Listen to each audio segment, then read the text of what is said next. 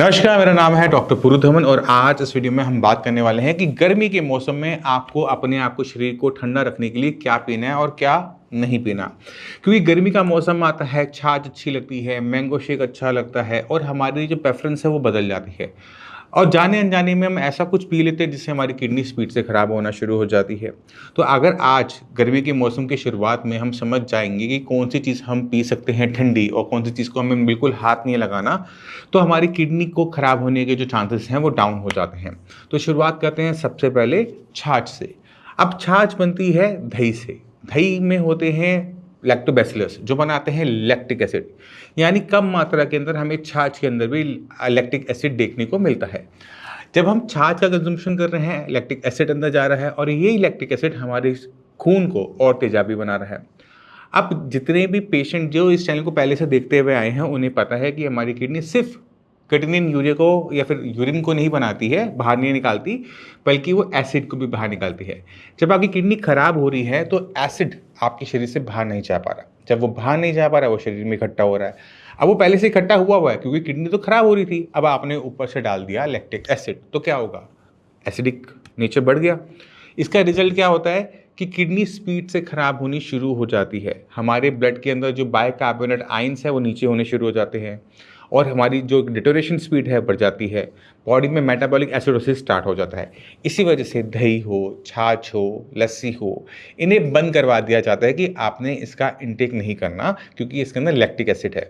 दूसरा रीज़न एक और होता है कि जितनी भी है ना, ये सारे लिक्विड हैं। तो एक किडनी फेलियर पेशेंट अननेसेसरी अगर तरीके से अपनी बॉडी के अंदर लिक्विड लेके जाएगा और वो किडनी को देगा कि किडनी इसे बाहर निकालो, तो किडनी पे लोड पड़ता है और ये लोड को हम देना नहीं चाहते। इस वजह से भी हम लिक्विड की अमाउंट को कंट्रोल रखना पसंद करते हैं। दूसरी चीज़ जिसका आपने ध्यान रखना है वो है मैंगो शेक। अब मैंगो शेक एक ऐसी चीज़ है जो गर्मियों में बहुत मिलती है, हर घर में बनना शुरू हो जाता है क्योंकि आम भी आ रहा है। आम को डाला आपने दूध के अंदर और बना दिया मैंगो शेक, पूरा फैमिली से एंजॉय करिए। बट ये मैंगो शेक ना एक किडनी फेलियर पेशेंट के लिए फिर से नुकसान दे जाता है और ऐसा नुकसान देता है कि क्रिएटिनिन के लेवल हफ्ते हफ्ते में बढ़ना शुरू हो जाते हैं। एक हफ्ता पहले 4 थे, सीधा वो 5 या 6 जा रहे होते हैं। अब ज़रूरी ये हो जाता है कि ऐसा क्यों हो रहा है। सेम रीज़न, आपकी दही के अंदर क्या था? Lactic acid. आपके आम के अंदर क्या होता है? एस्कॉर्बिक एसिड और सिट्रिक एसिड और टार्टेरिक एसिड। एसिड है ना तीनों के तीनों, ये आपके पीएच को गिराएंगे, मेटाबॉलिक एसिडोसिस स्टार्ट होगा और वही किडनी के खराब होने की जो टेंडेंसी है वो स्पीड पकड़ लेती है और किडनी हमारी स्पीड से खराब होनी शुरू हो जाती है। अब ऐसा नहीं है कि ये सिर्फ खट्टी चीज़ों से होता है, संतरा, मौसमी, कीनू, आम, अचार, चटनियाँ, है ना। ये और चीज़ों से भी होता है जो एसिडिक नहीं होती, जिसमें सबसे ऊपर आती है चाय, क्योंकि इंडिया में चाय बहुत पी जाती है। तो जो पेशेंट चाय पी रहे होते हैं, जिनका क्रिएटिनिन लेवल 4 को क्रॉस कर चुका होता है, उनकी किडनी बहुत स्पीड से खराब हो रही होती है। वो दवाई खा भी रहे होते हैं तब भी लेवल बढ़े जा रहे होते हैं, क्योंकि एसिड फॉर्मेशन हमारी बॉडी के अंदर चाय की वजह से बढ़नी शुरू हो जाती है। पहली चीज़, अब क्यों होता है, किस लिए होता है, मुझे नहीं पता, बट हमने ये अपनी प्रैक्टिस में यह नोटिस किया है कि जब भी कोई पेशेंट चाय पी रहा होता है किडनी फेलियर का, क्रिएटिनिन का लेवल 4 को क्रॉस कर चुका होता है, जब तक वो चाय बंद नहीं करता तब तक वो कंडीशन स्टेबल नहीं हो पाती है। इसलिए मेरी एडवाइस सारे के सारे किडनी फेलियर पेशेंट से है कि चाय और कॉफ़ी दोनों का सेवन हमें बंद कर देना चाहिए अगर हमारी किडनी खराब हो रही है तो। और चाय के साथ एक नुकसान और होता है कि चाय के अंदर कुछ ऐसे फ्लेवॉइड्स होते हैं जो आयरन की एब्जॉर्प्शन को रोकते हैं। यानी मेरी बॉडी में किडनी खराब होने की वजह से मेरे शरीर के अंदर खून कम बन रहा है, ठीक है, मेरा हीमोग्लोबिन 8 है, 9 है, 7 है, जो भी लेवल है, मैं चाय पी रहा होता हूँ तो खाने के अंदर जो आयरन होता है जो मेरी इंटेस्टाइन से एब्जॉर्ब होकर मेरे ब्लड में आ जाना चाहिए था, वो आ नहीं पा रहा था क्योंकि मैं खाने के बाद किसी न किसी तरीके से चाय या कॉफ़ी का इंटेक कर लेता हूँ।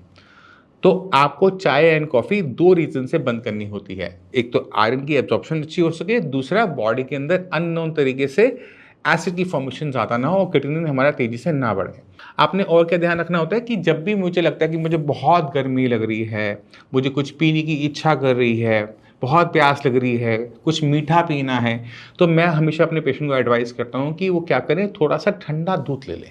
1 कप, ज़्यादा नहीं, 1 कप ठंडा दूध, फ्रिज का भी ले लो, थोड़ा हल्का ठंडा कर लेना उसको अगर आप इनटेक करते हो कोई दिक्कत नहीं है। उसमें थोड़ी सी चीनी भी डाल सकते हो और कोई शरबत उसमें डालना हो, खसखा डालना हो या फिर रूह अफ़ज़ा डालना हो तो उसको भी आप डालकर कर सकते हो। बट मात्रा का ध्यान रखना है कि वो 1 कप से ज़्यादा आपका दूध नहीं होना चाहिए और आधा चम्मच से ज़्यादा शरबत नहीं होना चाहिए।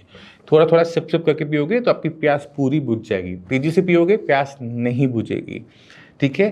तो ये आपको मैं अलाउ कर सकता हूँ, बट इसके अलावा किसी भी टाइप का मैंगो शेक, लस्सी, छाछ पूरी तरह से आपकी बंद रहेगी हर कंडीशन के अंदर। इसके साथ-साथ आपने जितनी भी खट्टी चीज़ें हैं जैसे आम है, अचार है, कीनू है, संतरा है, मौसम्मी है, जितने भी खट्टे फल हैं, ना इनको खाना है, ना इनके जूस को पीना है, क्योंकि जैसे-जैसे इसका आप इंटेक करोगे, वैसे-वैसे आपको नुकसान होगा। गन्ने का रस अक्सर पेशेंट पूछ लेता है कि गन्ने का रस पी सकते हैं? नहीं पी सकते गन्ने का रस। आपने ट्राई भी नहीं करना। गन्ने का रस पीने पे आपका पोटेशियम जंप करना स्टार्ट कर देगा। तो जो चीज़ें मैं आपको मना करता हूँ, उसके पीछे रीज़न है कि वो क्यों मना है। वो ऐसी मना नहीं है कि जस्ट परहेज़ करने के लिए। तो आप उसके रीज़न को अंडरस्टैंड करने की कोशिश करो और गलतियाँ मत करना गर्मी के मौसम में, क्योंकि गर्मी के मौसम में खाना-पीने की वजह से क्रिएटिनिन बहुत तेज़ी से बढ़ जाता है। मैं उम्मीद करता हूँ इस वीडियो से गर्मी के मौसम में आपने अपनी अंदर की गर्मी को किस तरह से शांत रखना है, आप वो समझ गए होंगे और इसको करने के लिए किन-किन चीज़ों का आपने सेवन नहीं करना, ये आपको समझ में आ गया होगा। फिर भी माइंड में कोई भी डाउट रह जाए, कुछ भी पूछना चाहते हो, मोस्ट वेलकम है।